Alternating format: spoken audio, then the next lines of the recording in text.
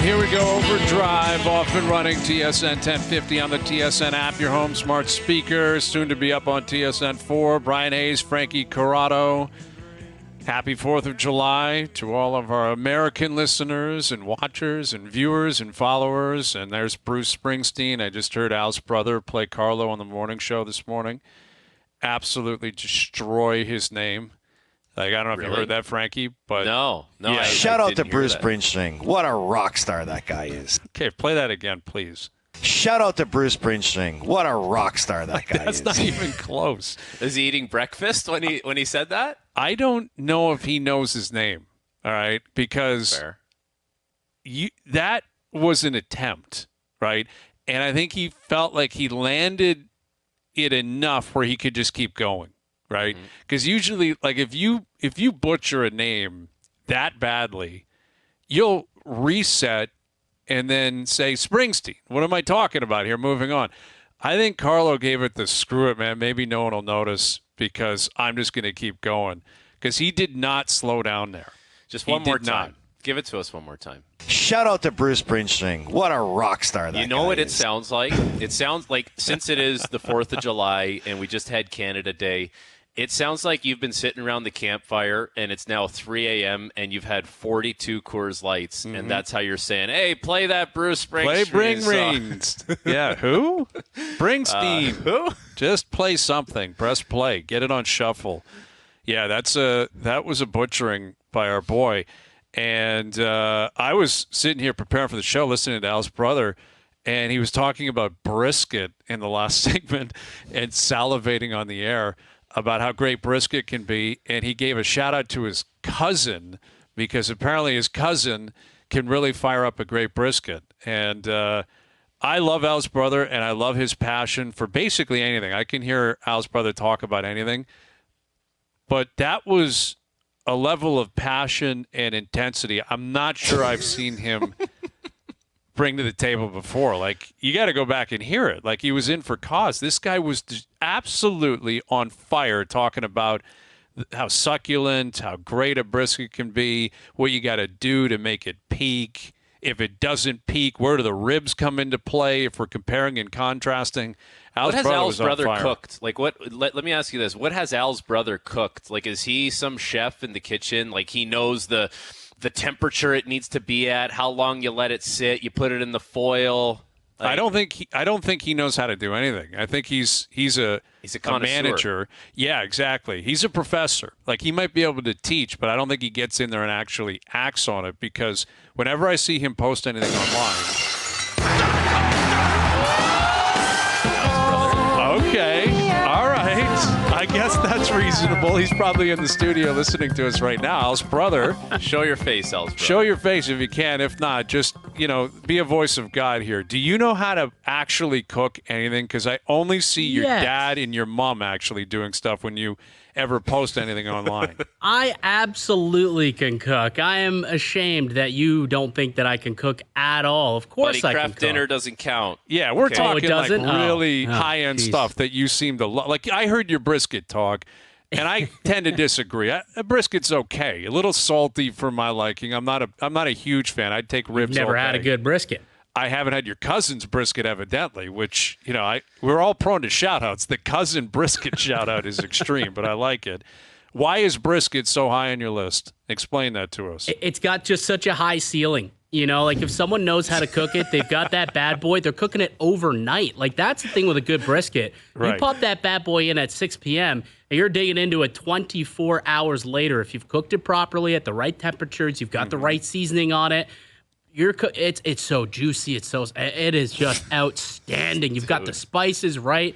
It's just a flavorful meat. I don't know how to explain it without, That's Mel Kiper Jr. Like, you just turned into Al's brother Kiper Jr. Usually it's about football prospects. Like, you calling it, using the terminology, a high ceiling is usually what you use when you're at the combine in Indianapolis. Yes. Not around a smoker at your cousin's house. But I appreciate that terminology. And maybe you're selling me. Maybe I got to smarten up here and give it a shot. brisket is good. Like, I will admit, I love a good brisket. I'd be curious to know, Al's brother, like on the list of meats, if you were doing a draft on meats, like where is brisket going? Are we talking top 3? Top 5? Is it first overall? I would think it's pretty high up there. It's pretty. I would say steak is number 1. Right. You get a good steak. I mean, that's obvious. You could even hold on a sec. You could even get into like different cuts of steak, but like to really break things down. Right. You want to get into ribeye first Wagyu, overall or fillet. Ribeye, yes. absolutely. There's a few steaks that could be a 1A, 1B, 1C, 1D type of situation, and then you get into it. I mean. It's pretty solid, like brisket. It might be number 2, maybe number 3. Like bold, I think man. it's the top 3 Really? meat for sure. That's bold for me. That's like ahead bold. of a short rib. A short rib's really good, Al's brother. It's solid. Yeah. It's solid. I mean, a nice barbecue. You get a good barbecue rib too. I mean, that's high up there. I don't think you can beat classic. ribs, man. If ribs are if the sauce is applied, correctly and they're cooked appropriately, I'm not sure you can beat that. That is one thing, though. I will tell you, I can cook a mean set of ribs. You can. Okay. I can. I hosted a Super Bowl party this year. All right. I got rave reviews for the ribs that I made. I did. I popped them in the oven. They about 5 hours or so. You can't do an oven It was. rib. Oh, I live in a condo and I don't know, have but a were they barbecue. What do you want me to President's do? Choice? No, Like, those they were aren't real your ribs. ribs then, They Al's were brother? No, absolutely it was. They were real ribs. It Like, wasn't where'd you get them? President's Like Choice. a butcher, or did you Yes. unwrap these things? This is Costco pre-packaged, pre-cooked. Right. Pop it in the Saint oven. Hubert Sauce ribs is all it. with a which sprinkle of Al's No brother. ch- Which I don't have an Had issue to with, by the way. Some take of those the membrane Costco off. pre-packaged things Oh, are they're really, phenomenal. really good. They're Yeah. phenomenal. They are. But you can't take credit for that, Al's I brother. did. I cooked it from scratch. Okay. I mean, these bad. There was no sauce, no nothing. No. I had to rip the membrane off the back and everything. I gave it the old sauce it up, and it was Okay. real solid. So All right. I can cook a good rib. Apologies for questioning your integrity when it comes to ribs in the Super Bowl party. But the brisket, it's okay. But for me, it's not hot. Like the steak dominates. Yeah. Steak is gone. Absolutely. Once you bring chicken in too, then like you got wings, you got ribs. I would put ahead. I don't know. It's an interesting question. Chicken though, like if you can easily screw up a chops. chicken. You can screw up a chicken really easily. Yeah. Yeah. If it dries out or something, or you're always terrified you're going to kill people because you undercook it. Right. Oh, Right. dude. That's Right. what's terrifying. You undercook a chicken and you and you host a party. Oh. People are going down and they bad know boilers. exactly who did it. Let me tell you something about growing up in an Italian family. The paranoia around the chicken. Is it cleaned? Has it been washed before, like legitimately washed Yeah. beforehand, and like triple checking to make sure that baby is cooked through? There is a you lot got of it, paranoia. man. You got to go over. That's the problem. Like there's really a fine line there. It's a delicacy, I would say. Do you know people that wash their chicken? You ever hear about I'm that? not familiar with that move. No. Oh, I am. My father's a chicken washer. Like They my wash them. dad. People What do you wash mean chicken. by washing? Like you run a tub for the chicken? Like what do you I just run under the tap, like whatever I see. Okay. whatever. It's like rinsed off. Yeah, you rinse it off essentially. Whatever, like blood That seems or juice that's unnecessary, on it. but I guess I have probably seen that before. But okay. And then the sink gets bleached after. Like it's a whole thing, right? 'Cause Oh, okay. You got to bleach the sink. Right. Oh yeah. Because you Seen don't this want people operation. getting sick or whatever. Yeah. Frankie, you should have seen the face that my father made at. I was at a family barbecue and they were cooking chicken wings or whatever outside, and he saw them open up the package, not give them a little clean off, and went right into the fryer. And he was like, "All right, not having chicken wings today." The face he made. Oh that yeah. dedicated to the whole Oh yeah. process. Oh yeah. Good for him. I like that, man. That's a man with standards. I have an appreciation for that. Well, I guess you guys speak as Italians. Patrick Bertoletti of Chicago. I guess he hammered down 58 hot dogs today to win the men's title at the Nathan's famous 4th of July hot dog eating contest. But as we know, it's tainted. Yeah. Right? There's an asterisk there because Joey Chestnut wasn't there. Exactly. And if Chestnut was, he would have destroyed this guy. Yeah. That's in every competition now for, I don't know, as long as Joey Chestnut is in able playing condition, let's call it, is going to have that same asterisk. Right. And how long is he banned? Is it like a Indefinite, I lifetime For think. thing? life, yeah, Really? definitely. Until he gets Wow. off the vegan hot dog train, where I guess he worked out some endorsement deal and he's making money for them. And I guess it's in the fine print with Nathan's. Like, if you want to be a part of this, you can only I guess, promote our hot dogs and our brand. Which I This guess is makes tough to sense. watch, You by know, it the is way. their event. It's so disgusting. You got to get this off the TV, please, Joe. If you can. It's just the most car crash. repulsive Can you thing remove every this? single year. I find it so disgusting to watch these people, the gluttony and the gorging. And God. it's just so disgusting. And there's different brackets down there. Like I saw the lemonade drinker. What was his name? He set a new record. His name was like Bones or something. Something. Yeah, he had a great nickname. Yeah, he Led did. up I wrote this it fella. down here. I can't find it. He had a What is this? belch. I've never seen this before. They chug lemonade Full on stage gallon. like that? Full gallon, Full Frank. gallon. Oh. Do you know how unhealthy that Look at this guy. Do you know how much sugar's in there? And these guys are just destroying that. Yeah, I guess that was a new record. Wow. I got to find this guy's name. What was was like his? 21 here it is. seconds. Badlands Booker. Badlands Booker was his name. What a He hand. set a new record for like you can't chug water. Like does it have to be unhealthy? You know, every single. That's what makes it American, I think. I Like, guess so. that's- Lemonade and hot dogs and barbecue and sunshine in New York. Yeah. And just in copious amounts, right? Like Right. nothing in moderation, just Yeah. the most you can do. Yep. So there you go. All right. Well, Al's brother, I'm glad you were still in there because I think that's appropriate that you stepped in. I loved hearing that music too, man. It's got me thinking. In a while. We're getting close to NFL season. You got a Oh. big CFL, bout tonight. Obviously, the Argos are out in Saskatchewan, and the Argos are favored tonight on the road. Yeah. And the Riders are 3-0 to start their season. I'm a bit surprised by that They line. got their backup quarterback in, Shea Patterson, yeah. former So- Michigan quarterback. Well, I think you were saying this. AK was saying it. Maybe hammer the under. Like the defense should show up tonight. I think the total's like 47.5 Yeah. on FanDuel. But yeah, we're getting close to NFL camps, and I guess Dak Prescott was spotted in a walking boot recently. Oh and- boy, what happened, old Dacky boy? Yeah. That was kind of quiet. Hey, and Uh-oh. all of a sudden he's walking around in a boot. Not that you guys would care. You're not Cowboys fans, but here we go. It's July, and Cowboys fans already have something to worry about. Aaron Death Row would. Yes, absolutely. I mean, it sounds as if it was a minor sprain. That was the report I read this morning, and I think he's actually out of the boot.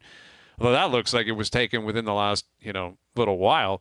But everything Dak, everything Cowboys is going to be compelling, and he's going into a contract year too. Yeah. So, you look at the Cowboys, you look at the way they played during the regular season, you look at how well he played, and then the game he put up against the Packers in the playoffs, like they got torched. They got destroyed. And before it came up to Toronto, this idea that you got to change the core, you got to move on from pieces, it started in Dallas. And McCarthy survived it, and Dak Prescott survived it, but Dak did not get an extension this summer. And I think that's the bigger story is how the Cowboys are going to play, what happens in the division. But the story within the story all year is going to be about Dak. Oh, And yeah. should they have paid him? What if he goes out there and has a great year, competes for an MVP, they win a couple of playoff games? You're going to have to pay him even more in the future. That's the way it always works with contracts. But does that doesn't even matter for the Cowboys, does it? Like, I guess if Well, you're it's a salary cap. I mean, you got to get the right number. I guess, but like, how much more is Dak going to make if he goes out and has an unbelievable season? I feel like how many contracts has Dak had with the Cowboys now? I feel like he's been given quite now, a few. I think. Two or Yeah, three. it Two or three. does Three, feel like probably. he's up all the time. And that's the nature of the position because you can always rip up the contract. You always have questions on whether or not a guy's going to hold out. Tracking and following NFL contracts can be tedious at times because You restructure deals, Right. rip up a couple seasons. Oh, these years don't matter. It is complicated and convoluted. yes. And every quarterback that comes up now just gets a raise. Like, everyone just seems to set the bar a little bit higher regardless of how great of a season the other guy Yeah. had. It's just like everyone's outdoing each other on these quarterback contracts. Well, that's the thing. Like Frankie, you mentioned, well, how much more money could he make? Well, he's looking at how much money Justin Herbert and Joe Burrow all got last offseason, and it's all right. Well, I want something close to that guy because I play the same position. If he goes out like last year, up until week 16, he was in the MVP conversation. Right. So he's going to put himself in that same mold as those players and say, yeah, I think I'm worth $55 million a year. Pretty soon, these guys will be making 60 sheets a season like they are in the NBA. I mean, I think Right. if he has a great season, for sure we'll get a nice, healthy increase in salary. Yeah, For in sure. Dallas or elsewhere. Wherever, Like, yeah. there's always, every year, there's 12, 14 teams desperate for a quarterback, even if they know or have a feeling like you're not capable of getting them over the top, there's that middle ground. Kirk Cousins, Dak Prescott, like guys in the middle who are not elite, but they're also, respectable. They're also reliable. They're good in the regular season. They might win you a playoff game or two.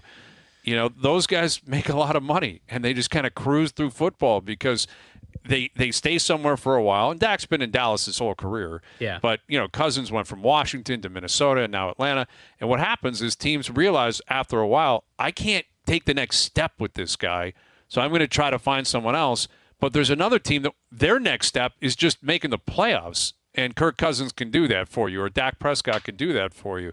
So Dak's going to make money either way. I guess if he suffered some catastrophic injury, there's a gamble in that, always in football. If he really, really struggled, there's a gamble there, although I don't think that'll happen. I don't think the Cowboys will struggle during the regular season, I don't think. They'll be okay. They'll be okay. But they're talking about that in Green Bay with Jordan Love, where this time last year, there was legit debate like, this is a one-off. This guy either shows it and he sticks around, or if he's bad or lost, they got to cut bait and restart.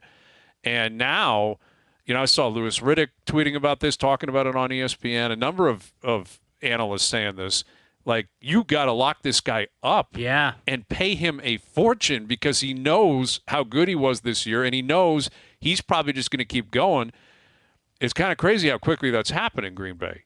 You almost, like, we see it with hockey too, right? Like a guy, young player, couple good years, throw the bag at him, see if you can get it to a manageable number, and maybe he's going to outperform that, but he's going to be on a cost certainty like type of thing.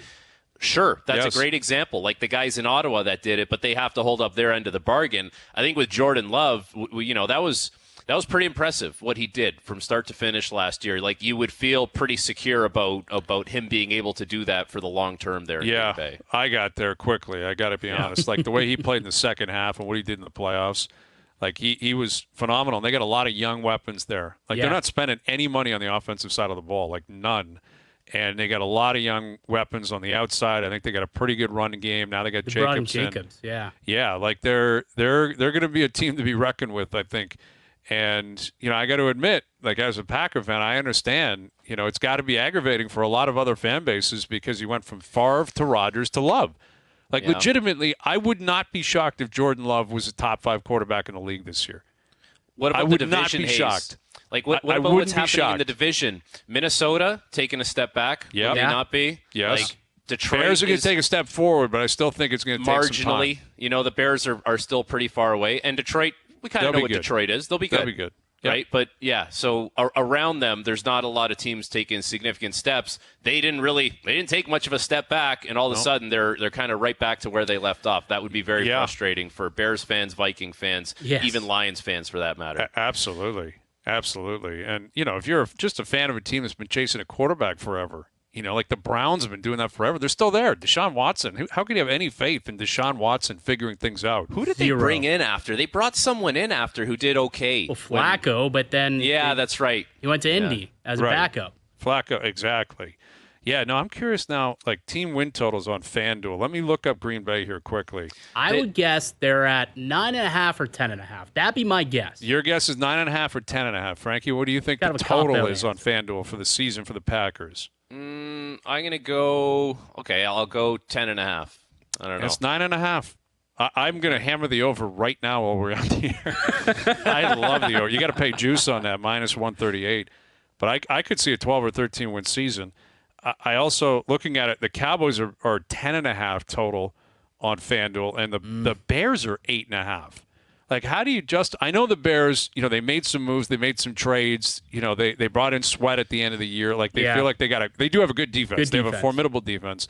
And Williams, first overall, it better work for him, but he's going to have a lot of opportunity there.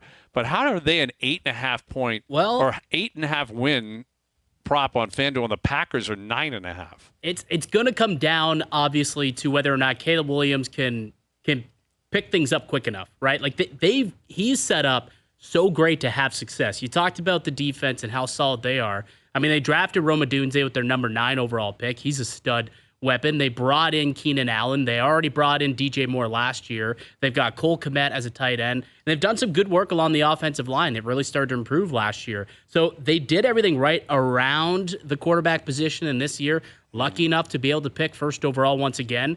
And, hopefully Caleb Williams can come out of the gate running. Because if he does, and he plays well and up to expectation that people think that he can be as the number 1 overall pick, it's conceivable that they could have a 9-8 record. Yeah, it is. I mean, a rookie quarterback, though, there's going to be bumps in the road. For sure. And you're I'd talking lean about under. I would lean under. I would lean under as well. I wonder if they're thinking it could be like similar to how C.J. Stroud, who goes to Houston, and that team was terrible, before they got him, and that kid put together a very impressive year, and that I don't think a lot of people were talking about Houston being a team that was going to win a bunch of games. Nobody right? was. Yeah, no, you're right, and that's what you need. You need C.J. Stroud because if it's Bryce Young, you're talking like 4 wins. But that will be an interesting one. Like, is he coming back? Team. Is he getting the full? What do you think Carolina's win win total is on FanDuel? Let's play a little game here. The Carolina Panthers, 4.5. who are a disaster. You have 4.5. 4.5. Frankie? 5.5. 5.5 is the number.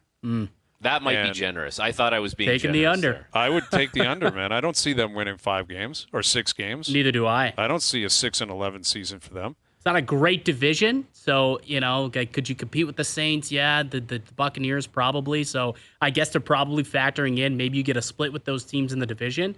But I don't know, man. That's not a good football team. No. It really isn't. I love that we're doing total talk on July 4th. It's the summer, boys. It's the outstanding. summer. I love it. All because we saw Dak in a walking boot. Yeah. Regardless of how it goes for Dak, whether it's Dallas or somewhere else, like, look at the way the quarterbacks just get recycled, and someone's always desperate for one of those guys. That's right. Someone's always desperate. Look at Carolina. Like, they would look at that and say, "This guy didn't work. We need to get our win total up to 8." Well, That's what's crazy is like Bryce Young's probably got a year left. Like, he better show something this year for them to say, "We'll bring you back and we'll do it again," because you can get into Zach Wilson territory quickly. Where it's ugly and the team's bad, the owner's a mess. Like, that owner, David Tepper, is he pokes and prods and he's involved. He's getting into fights with fans from his owner's suite. Disaster. Absolute disaster. Passionate. Very passionate. Very passionate. Yes. Almost as passionate as Al's brother when it comes to brisket. Brisket Almost, talk. but not quite. Shout out to your cousin. I love it. Well, No, bring some in one day, Al's brother. Let's do a little taste test. All right, I'll let him know. We'll see if I can bring something in, and I'm in throughout the summer a couple of times, so perhaps we'll make it happen. Let's rendezvous. Let's meet in the middle with some brisket, Al's brother. I can't wait. Love it. Great to see you. Absolutely. There's my partsy, Al's brother, and we'll be making picks before you know it, buddy. Before you know it, we're into July. Before you know it, the Wolfpack will be back, and we'll be howling towards the championship again. Yes. We cannot wait for it. All right, we got a big one today. Ryan Lomberg on the show. I'm not sure he's had a shirt on in like 2 weeks, but we'll ask him. And he's on his way to Calgary. We got Sean Monahan coming up. He's on his way to Columbus. He'll join us. Bruce Boudreau. We got Kevin Kilben, who will join us to tee up Copa America tomorrow, Canada, Venezuela, and then, of course, the quarters and the Euros. So we got that. And Griff's coming up as well. The Jays losing this afternoon. They dropped 3 of 4 to Houston. They're 9 games under 500, and they're on the way to Seattle.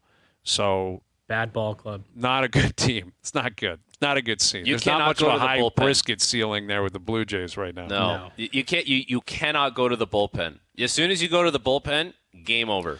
Done. Yeah. They're putting guys out now that we've never heard of before that are doing things we've never seen before. This Quas guy yesterday? Yes. Dude. Like, 2-run did single, hit by pitch, 3 pitches, you're out of here. That's enough. We've all had bad days at the office, in whatever job you've done. That one in front of, fans, what he did, I feel for the guy. I can't even imagine how bad that would. 3 pitches, 3 pitches. 3 of the worst pitches, and you're out of the game. Hits a guy to load the bases, hits a guy to bring in a run, and Schneider comes out and goes, "Thank you. See you later." But He's a new guy. They just picked him up. Yeah, he was on way. I mean, they're so desperate. Like their bullpen's a disaster. They have no one that they can trust right now, and obviously they realize they still don't have anyone they could trust after Jose Quaz set a record last night. Like, in baseball in particular, 15 games every day for 6 months for 130 years. When you do something no one's seen before, that's an accomplishment or an embarrassment. Like, it's just wild. And 3 pitches, and you're out. Thanks for coming out. So we'll leave it there, Alice, brother. On a high note, we'll leave it there. Good seeing you, buddy. Absolutely. There's Michael DiStefano, a.k.a. Alice Brother, a.k.a. my Partsy, joining us here. All right, Ryan Lomberg coming up. More on the Jays, what happened today. Bichette was a late scratch, so the kid went in, playing short today. And, listen, Springer had a couple of hits. I got to give a shout-out to George. He had a couple of walks yesterday, a couple of hits today. Actually looks pretty good in that leadoff role. So there you go, Springer. There's your positive story for the Jays for the afternoon. But more on well, it's been a tough week, tough season, for that matter, as they head out to Seattle. And, again, the trade deadline cannot get here quick enough if you're a Blue Jay fan, because you just want to see what they're going to do and which path they're going to take here. Frankie Corrado in here. I'm Brian Hayes. Overdrive continues. TSN 1050 and on TSN 4. Overdrive continues, brought to you by FanDuel, bringing you everything from the opening line to the final score. Brian Hayes, Frankie Corrado. We got Richard Griffin coming up later this afternoon. Jay's losing again this afternoon. Kevin Kilbane will join us on Copa America and the Euros. And still some news coming out in the NHL. Number of things to get into. And I love catching up with fellow alumni of the North York Rangers, because I played for them almost 25 years ago now. And our next guest was an esteemed member as well back in the day. And he started his career in Calgary, and he's been in Florida for a while. He just won a cup about a week and a half ago and turned the tables and re-signed in Calgary, and he's heading back there. Here's one of the newest Flames, Cup champion. Here's Ryan Lomberg. How you doing, Ryan? I'm doing great. Thank you, guys. Thanks for having me. Absolutely, man. Have you put a shirt on yet, or are you still going shirtless? Everyone that sees me says that, man, and that's funny. I got a shirt on right now, but funny enough, I put it on about 20 minutes ago, and it'll probably come back off in another 20. But my wife's American, so I'm visiting her family in Boston. It's 4th of July, so big day for them. So it's that's my excuse, I guess, today. I love it. Yeah, it's a phone hit. You didn't have to put a shirt on just for us. So your nickname, the Lomborghini. Like, how did this happen? How did you become the Lomborghini? And is there a Lamborghini in your future now that you're a Stanley Cup champion and you signed a nice ticket in Calgary? It's not out of the question, but I got a couple of young ones and another little along the way. So I think maybe the next contract we'll be looking at that. But yeah, the Lamborghini, that was back in my Stockton days. One of my teammates, Morgan Klimchuk, was the originator of that name, called me Lomborghini, and ever since then it's kind of just picked up popularity, and here we are today. Oh, it's a great one, man. That's definitely got to carry through to Calgary, and I'm sure it's been a whirlwind for you. And we've been talking to some of your, I guess, former teammates now who had to make such a quick decision on what they're going to do.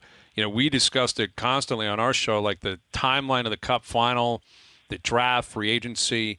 How did you figure all this out? Like, you win the Cup, you guys are obviously going to party, you're going to celebrate. Like, is your agent calling you off the hook? Are you on a text basis? Like, how do you figure out what you're going to do in free agency, considering how crazy the aftermath of winning the Cup was? Yeah, it was quick for sure. It was, like you said, a whirlwind of a week and a half there, a week. My agent and I kind of got on the same page a couple weeks in advance, and he gave me some space to run with the boys a little bit, and then a day before free agency, 2 days before, we kind of touched base, and so I spoke the morning of and kind of told me where we were at, and then it was just at that point kind of figuring out the best situation for myself. It feels like there were a lot of players there in Florida over the past couple of years that were given opportunities to prove themselves. You know, yourself being one of those guys, Gustav Forsling, another one of those guys. You know, how did that go down? Like, you go to that team, is it kind of presented to you like there's a great opportunity for you to kind of sink your teeth in here and make something of yourself? And how did you make that happen? Yeah, you know, I got to give Billy Zito credit for bringing me in when he took the job down here in Florida. He brought me in with kind of the first class of free agents that he brought in. And, you know, it wasn't he believed in me and knew that I could help the team get to where he thought we could get one day. But it wasn't that easy. Obviously, it was, you know, day by day. I was, you know, the first year kind of in and out. So it was, just like you said, prove yourself, prove what you're worth, prove what you can bring to a team. And you know, ultimately, guys like myself and Gustav Forsling, we contributed to winning the Stanley Cup, which is, you know, more than a dream come true. With Ryan Lomberg, now of the Calgary Flames, just won a Stanley Cup with the Florida Panthers. You mentioned you're down in Boston. Your wife's from that area. I'm sure you still have roots in Florida. I'm sure people in Calgary want to see you. But you're a GTA guy. You know, what's the plan? Have you put thought into the day with the Cup? Like, how do you intend on working the itinerary out? Yeah, you know, not a little bit of thought here and there. You know, unfortunately for the GTA, a lot of my immediate family isn't really around there anymore. Once my sisters and I moved out, my parents moved back a little bit out east towards Cornwall, where they grew up, and now they're kind of out there spending time with their parents. You know, a little bit of a quieter life than the GTA. Mm-hmm. I thought a little bit. I think you know, the community down in South Florida has done so much for me and my family. They accepted me in, so I think I want to, you know, do something for them where, you know, also like the local law enforcement and police officers have done so much for us. So I think to start the day, I think I'm going to go to one of their police departments and kind of open it up to all local law enforcement and their families and get them to put their hands on it and take pictures with it. And, you know, it's a pretty crazy world down there, and the things they sacrifice are, you know, things that a lot of people don't, you know, can even fathom. So I think initially we're going to do that, and then the rest of the day, I'm not exactly sure how it's going to go. We'll obviously have a ton of family and friends involved in the later part of the day, but that's kind of the only thing that is, you know, a certainty for the day so far. That's awesome. And you know, we were reading about it. We all saw you guys. You know, it's kind of cool to watch what you end up doing after you win the Cup, the parties, the bars, the parade. And, you know, you and Tkachuk going, I guess, showing up to that rink, and there was like a beer league game on or something like that. That went viral. How did that happen? Like, how did you end up in the rink? Yeah, you know, so we were the parade, the parade buses picked us up and dropped us off at our new practice facility in Fort Lauderdale. And so it picked us up there, dropped us off. Everybody kind of, you know, showered up because it was a long day in the rain. We were all pruny and kind of cold. Showered up, got warm, and then we had kind of, you know, like an unofficial after party for the boys and their families, where it was just kind of food and drinks before dinner later that night. And on our way out, you know, after grabbing a bite, we did it totally separate. So neither one of us knew that we had done it until we see pictures of it. And they were just a bunch of beer leaguers playing.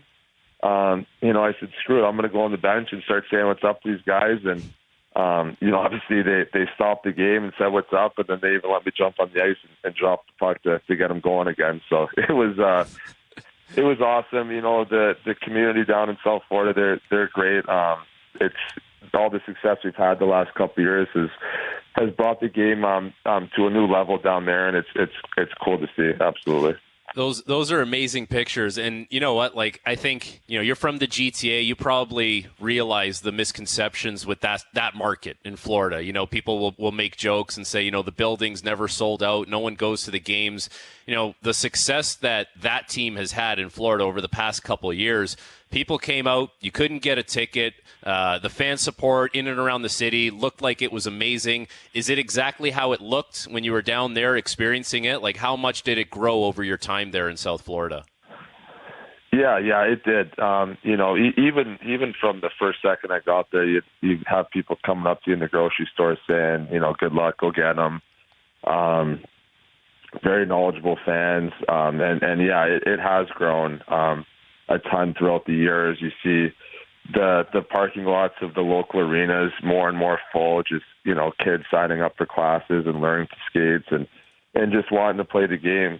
So it was definitely cool to be a part of. What's the deal with Brooks Koepka? Like, is he actually a Panthers fan? Do you know him at all, or what's the story? He's definitely a Panther fan. He's South Florida born and raised. Him and his family grew up watching the Panthers. A few years ago, he got season tickets, and he's a big time fan. He wants to see the team win. Just as bad as any Panther fan. Okay, I like that. I support that. He is Ryan Lomberg. So I guess we'll ask you on the way out about the Flames, where obviously you've been there. You started your career there. You're aware of it, the way things are going to operate out there, Canadian City. You got Craig Conroy, the GM out there now. Speaking of fans, I can't wait to be involved with the Sea of Red again. People are I've answered a ton of questions about, the Florida fans and all that stuff. And, love them for what they've done and how they supported me. But, nothing is like a Canadian City team and especially the Sea of Red. And I saw it to a small extent, when I was kind of up and down in my time in Calgary. And I could not be more excited to kind of, hit the ground running there and just fully embrace the Sea of Red and be a part of it. And, hopefully bring the city a lot of wins. Absolutely. Well, congrats on that. Congrats on winning the Cup. And we appreciate you doing this today. I know it's a busy day, especially if you're down in the States. So enjoy the rest of the holiday, and I'm sure we'll do it again down the road. Thank you for this. Yeah, of course, guys. It was a pleasure. Thank you. You got it, Ryan Lomberg. Yeah, I like that. That nickname's great, man. The Lomborghini. Yeah, he's just an energy guy, and when he's on the ice. The opponent's going to know when he's on the ice. He's real gritty, and he's got to find a way to work in some kind of side deal with some kind of Lamborghini dealership. Like, I don't know. It's hard because it's such a luxury brand. Like, they're probably not looking to hand out freebies, but when you're the Lamborghini, you got to find a way to capitalize on it. You have to. Yeah, it's mandatory. And I guess he'll be teaming up with Jonathan Huberdeau again out there. He and Huberdeau would have been teammates for a couple of years. Weegar, right? And Mackenzie Weegar, you're right. Calgary's in an interesting spot because they don't want to completely fall off. They moved off Markstrom. There were some reports that maybe they were talking Nazem Kadri and maybe they'd move on him, but Huberdeau, I can't get a read on if he's ever going to get it back together. He's not going to get to 115 points or whatever ever again. That's not going to happen. That ship, I think, is sailed. But can he get to a point a game? Like that's got to still be available to him. That's got to be the goal. He's got to be pushing for a point per game, and if he is, that you can say we're getting the most out of him because I can't imagine there's a 90-point season left in the tank there. But point per game, like 76 to 82, depending on how many games he would play in a year, that's got to be the wheelhouse. Yeah, his first year he had 55 points there, and I remember talking about it a lot on this show. And doing SportsCenter hits and, hot or nots and all that. And Huberdeau will definitely bounce. He had a worse year in his second season. He had 15 goals, 55 points his first year. His second year, he had 12 goals and 52 points. Just statistically. I'm not talking about his overall game. But in terms of point production and goal scoring production, he was worse his second year than he was his first. So, if you're in Calgary and if you're Conroy and if you're, Ryan Huska, you're paying him $10.5 million for 7 more years. He's got to give you something. And I have to believe it's still there. He hasn't forgotten how to play. And, we did our Canada versus USA stuff. Huberdeau's not even in the conversation anymore. No. Meanwhile, 2 years ago, he was on the top line. On a lot of projected lineups. It's like Huberdeau and McDavid with Hyman. There's your top line. And now he's just not even on the radar. You know what you would have needed? You know what you would have needed for him to be on that top line? Sasha Barkov. That, I think that's what comes into question here is how good actually is Sasha Barkov? Because, what he was able to do for Huberdeau, and Huberdeau was good in Florida as well. Like, it's not just all Sasha Barkov, but it seems like, anyone that this guy is around, whether it's the Reinhart year that he just had 57 goals, Florida winning the Cup, Barkov going head-to-head against McDavid, maybe I don't know how you see Barkov, like top 20, top 15, top 10. Oh, but top 10 for sure, I think. Yes. For me, he would be. Yes. I think so.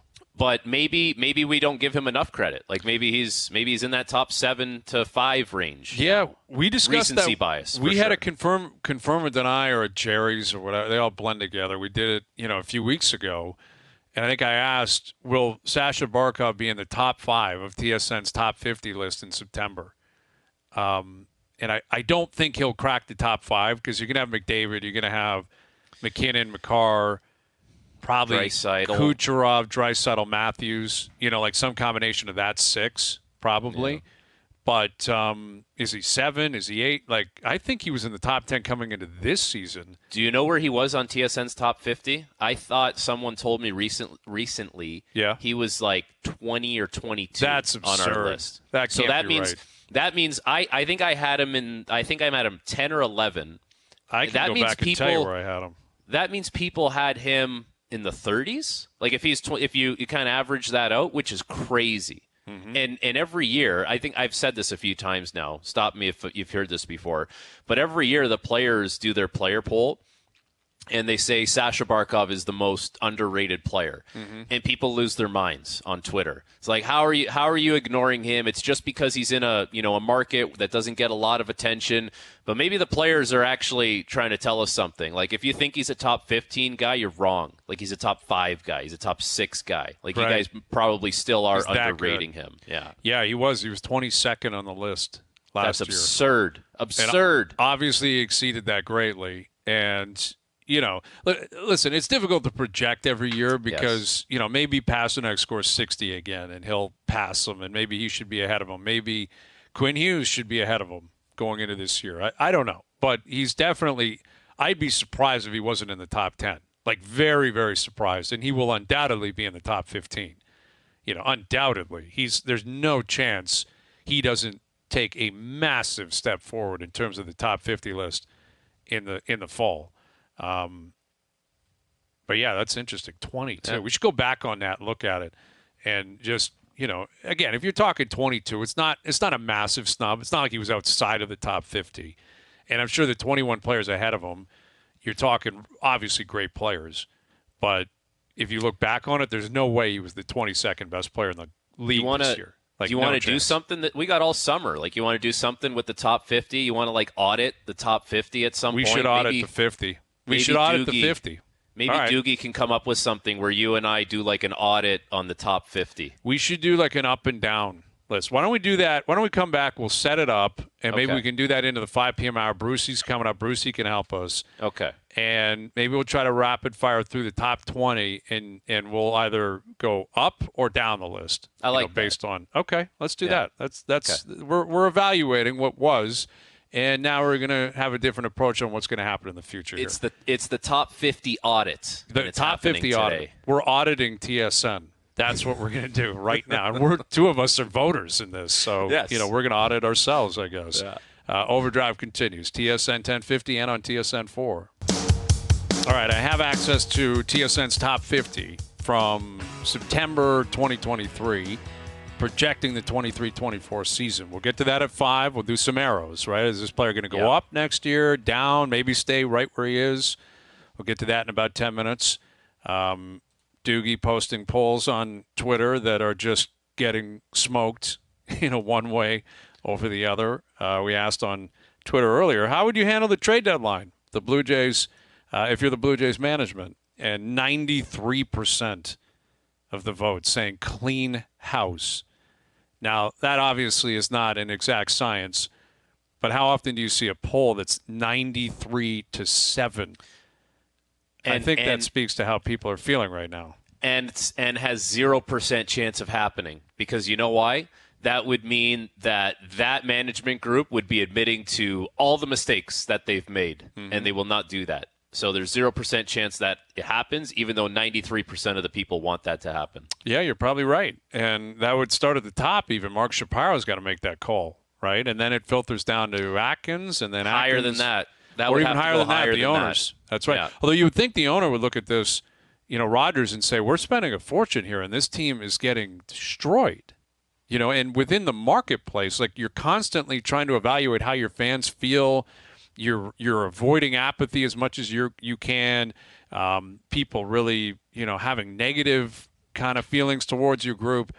And I would say the pendulum has swung that far. Like, most Blue Jay fans are either apathetic right now and just kind of checked out, or they are like furious with how this played out. And that's a bad scene if you're if you're in ownership, because you're thinking money, you're thinking marketability, you're thinking ticket sales. How much they spent on the ballpark, Hayes. Yeah. Like, you don't think that comes into play here? How much they spent, hoping that this was going to be a team going to the playoffs, filling that baby up. Like, there's nothing like that ballpark when it's playoffs time. It's loud, it's full. Like, they're not even close to that. And I think that's what you're looking at when you do something like that. It's with that end goal in mind, and that end goal has 0% chance of happening. Yeah, I think you're probably right. The mob may say one thing, but the emperor is going to say something else. And right now, doesn't matter how the fans feel. It's on the team and management and ownership to make a call on what they're going to do with the Blue Jays moving forward. All right, Sean Monahan coming up, Bruce Boudreau coming up. Richard Griffin will join us on this. What's his projection of what happens here between now and the trade deadline? What does he make of Bichette being a late scratch today, and George Springer hitting the top of the lineup? Also, ESPN handing out their half-season MVPs. The MVP for the Blue Jays might surprise you, but if you've been paying attention, it's probably making sense. Like, it probably speaks to why they have the record that they have. We'll tell you about that as well. Overdrive continues. TSN 1050 and on the TSN app.